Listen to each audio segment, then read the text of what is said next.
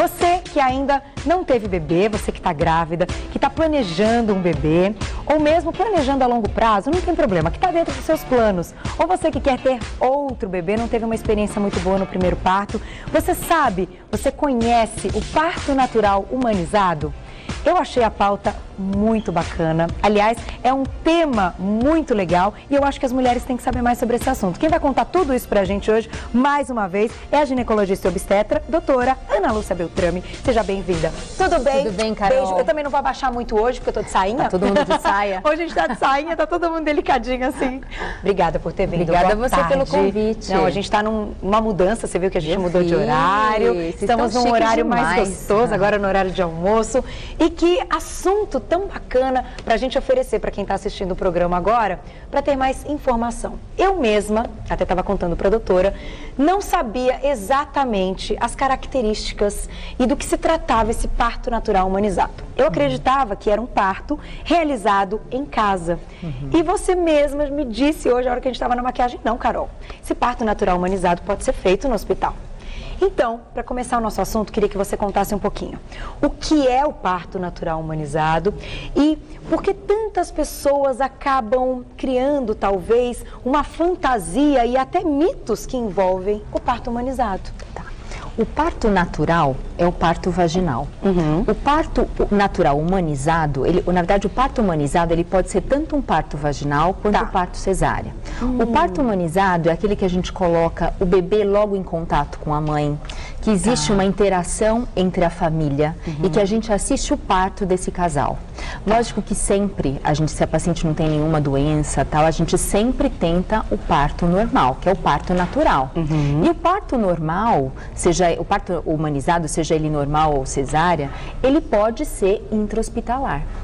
Ele pode ser intra-hospitalar porque existem salas especiais, que são os LDRs, que depois a gente vai mostrar, que são salas apropriadas para que a gente faça toda essa preparação, essa interação familiar, que a mulher participe efetivamente do parto. Então, para que o parto seja natural, humanizado, ele tem que ser feito numa sala especial.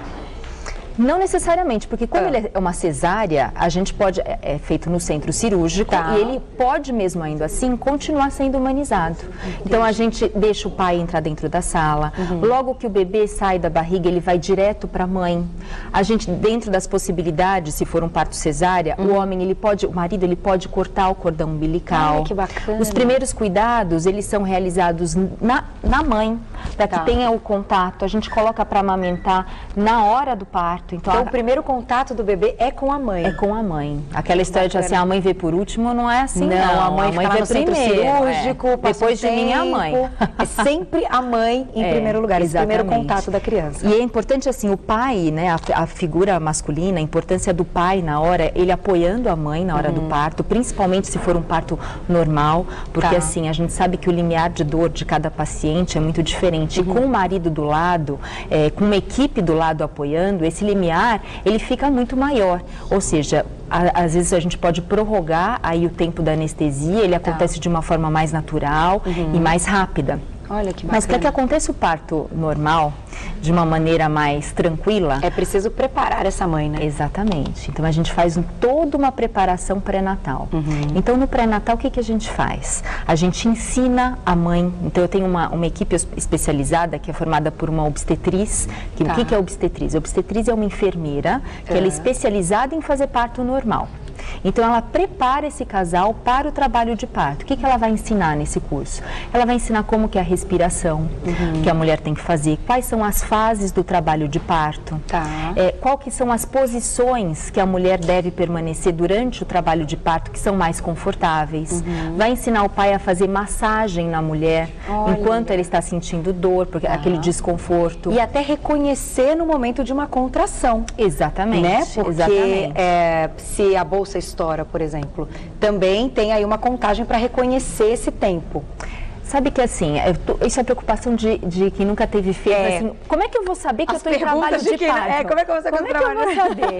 Eu falo que não tem como eu não saber. Não então, tem, assim, é uma coisa diferente mesmo. É diferente. Então, para quem está grávida, que está com essa dúvida, que está assim, com receio de não perceber, vai perceber. Vai perceber. Então, ou a barriga começa a endurecer numa frequência rítmica, a cada 10 minutos a barriga fica dura, que são as contrações. Tá. Nem sempre a bolsa rompe, às vezes a bolsa ela rompe no final do parto. Tá. Então, não é porque não rompeu a bolsa que não vai para o hospital, mas pode romper. Ou então tem aquela o colo começa a dilatar e começa a ter um pequeno sangramento. Tudo isso são sinais de que a mulher está entrando em trabalho de parto. Tá. Uma vez que ela entra em trabalho de parto, né, e durante o pré-natal a gente faz uma preparação perineal também. Então, isso é importante, O que é o períneo? Né? Então, tem a vagina, aquele espaço entre a vagina e o ânus é o períneo. Tá. Então, a gente tenta fazer da maneira menos invasiva possível. Como que a gente faz isso? A gente prepara todo esse períneo para que na hora da passagem do bebê, a gente evite fazer aquele cortinho, que é a episiotomia. Tá. Então, assim, nem todo parto a gente faz aquele cortinho que é para ampliar. Nem todo parto, tem mulheres que não precisam. Por isso que a gente faz a preparação. Tá. E como que a gente faz essa preparação? A gente ensina a própria mulher a fazer massagens durante esse período pré-natal. E eu acho que a gente tem, inclusive, imagens, né, dessa preparação. Vamos mostrar, então?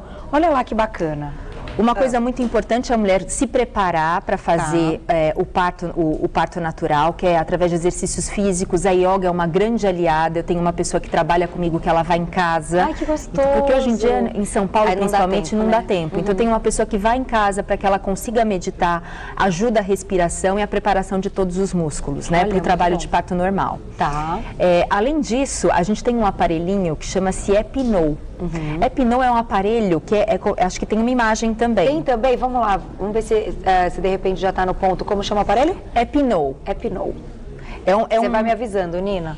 É um aparelhinho que a gente coloca. Quem faz essa preparação para mim é uma fisioterapeuta. Esse aí. Esse aí?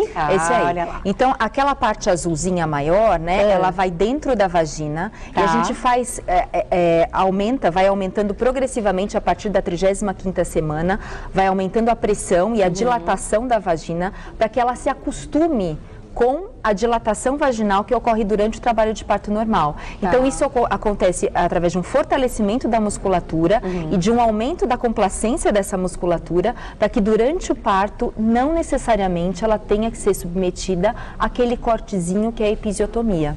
Agora, doutora, uma pergunta.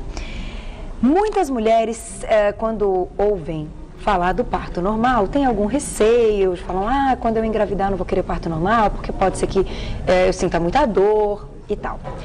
Todas as mulheres que tentam uma preparação como essa que você está explicando, né, que tenham aí o corpo preparado para isso, para um parto natural, conseguem, se fizerem uma preparação correta ou não? Existem mulheres que não vão ter dilatação mesmo? Existem mulheres que não vão ter dilatação mesmo, mas é a minoria. Isso é menos de 5%. Isso não tem relação com a maneira como nasceram, com os pais, não é genético, não tem nada a ver? Não, pode não ter absolutamente nada a ver. Eu já ouvi muita gente dizendo, minha mãe não teve parto normal, então eu também não tive meu primeiro filho de parto normal.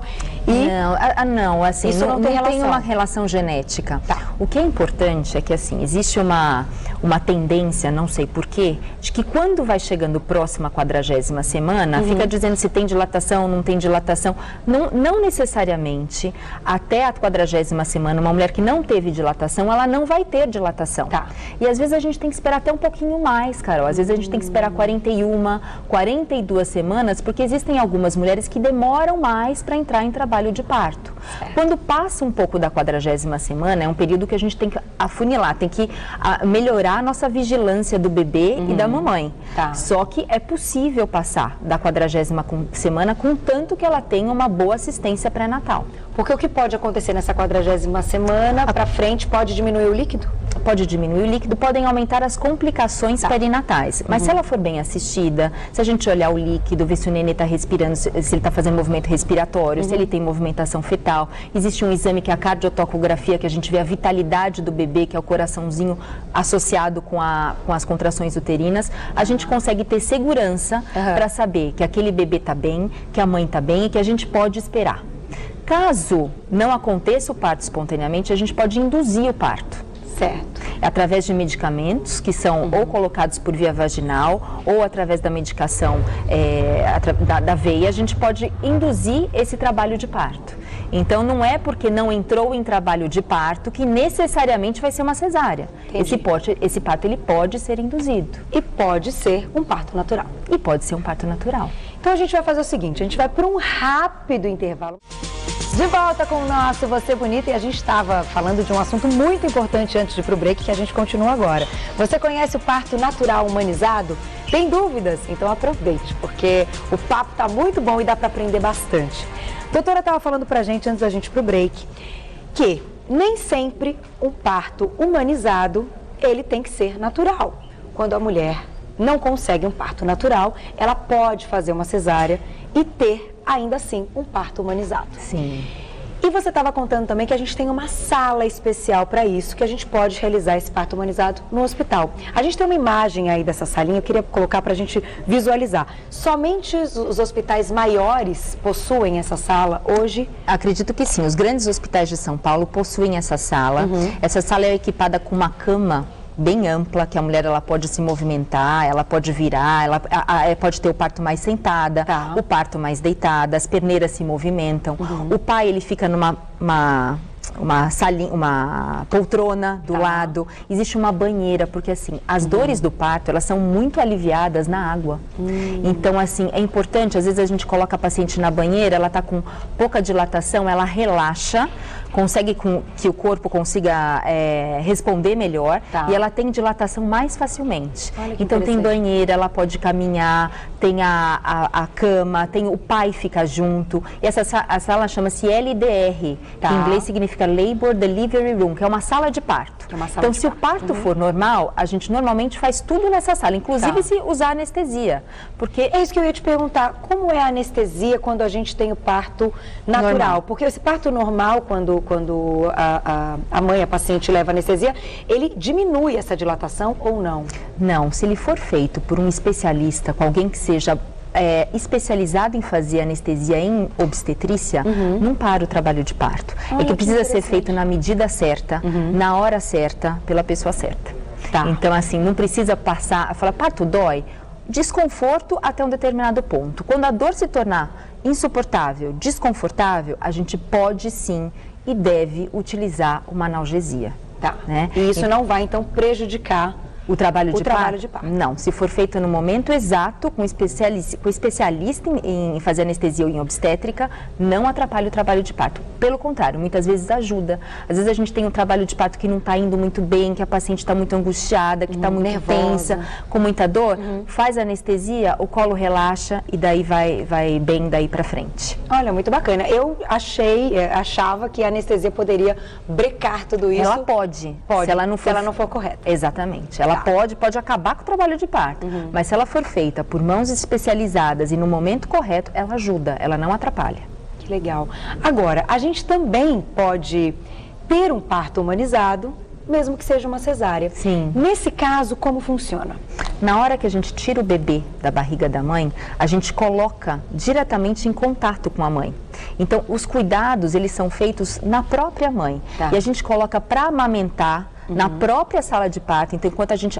Aí acho que ela... Olha lá que legal. Esse é o contato que eu disse que é muito importante que a mãe tenha com o bebê logo ao nascimento e que amamente, porque o vínculo materno-fetal, materno com o recém-nascido, ele é inicialmente formado e ele se fortalece nesse primeiro momento. E mesmo que seja cesárea, a gente proporciona para a mãe esse contato. Entendi. É importante que ela tenha esse contato, independente da via de parto, que seja normal ou que seja cesárea. Mas o pai participa também. Ele também está ao lado nesse momento. Sim, então se ele não for um parto normal, em que ele tem uma participação ativa, tanto a mãe com o pai, a mãe com as mudanças de posição e todo o trabalho de parto, e o pai com o apoio emocional, com as massagens, ele entra muitas vezes na banheira com a mãe para fazer o apoio. Se ele não participou desse jeito, ele vai participar no parto cesárea dando banho no bebê.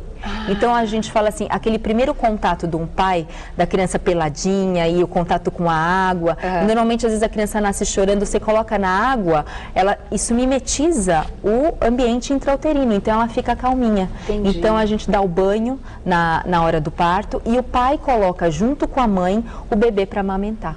Eu acho que tem até uma foto de uma mãe que foi submetida à cesárea que a gente está... Que tem amamentando? Que tem amamentando. Vamos ver se a gente tem a imagem. Mas eu acho bacana dizer o seguinte, essa é uma decisão da mãe e do pai, do casal, com o médico. Hoje os hospitais permitem essa situação? Sim, permitem. Se não tem nenhuma intercorrência, é lógico. Se tem, assim, um parto complicado, se tem alguma intercorrência, se é um bebê prematuro, né? Se não teve um crescimento adequado, se tem mecônio, alguma coisa, uma intercorrência neonatal, é claro que a gente não vai poder fazer tudo isso. Mas se tudo ocorre de uma maneira fluida, sem nenhuma intercorrência, pode sim, isso é um direito da mãe e do pai de ter a criança perto de si. Então, vocês reivindiquem, isso é um direito dos pais de terem o bebê isso junto de si. Isso é muito legal a gente saber, né? Porque muita gente que vai visitar aí a maternidade, os hospitais, até para escolher mesmo onde quer ter o bebê, pode não saber dessa opção. Claro. Claro que o médico também é importantíssimo nesse momento para orientar, né? E dizer, olha, você tem o direito de, ao nascer, ficar com a criança, ser o primeiro, a mãe ser a primeira a sentir. Claro. E eu, inclusive, li, gostaria que você até falasse sobre isso, que esse primeiro contato, quando a criança, assim que ela nasce, vai para os braços peito, da mãe, vai para o peito e mama, as chances de ter um resultado satisfatório, um tempo a mais de amamentação, é muito maior. Você está corretíssima. Por isso que a gente dá esse estímulo. Além do vínculo materno-fetal, que é importantíssimo, né? Daquele reconhecimento da mãe pelo bebê e do bebê pela mãe, você tem maior chance dessa criança continuar mamando até 1 ano, nas mães que tiveram esse contato prévio, essa oportunidade de amamentar na sala de parto. Olha que legal. E isso a gente tem, inclusive, aqui na emissora. Acho que a Rê já foi, mas a Regiane Tapas teve um parto natural e ela amamentou, acho que em seguida, ela recebeu a aluna, logo que a aluna nasceu, e a Rê acho que amamenta até hoje, a aluninha vai fazer 1 ano agora, dia 20, já tá uma mocinha, e enfim, era uma satisfação para a Rê queria mesmo amamentar, então eu acho isso muito legal, a gente poder dizer isso aqui no programa e constatar com exemplos de pessoas que a gente conhece, então a gente pode aumentar a chance dessa amamentação, né? O parto é mais prazeroso, né? Acho que o parto é um momento tão único, né, na família, e ele tem a possibilidade de ser tão mágico, de ser não uma atitude médica somente, mas assim, um momento especial da família. E eu acho importantíssimo nós da classe médica, proporcionarmos isso para essa nova família que está se formando. É verdade, não é? É verdade. E eu só tenho que agradecer.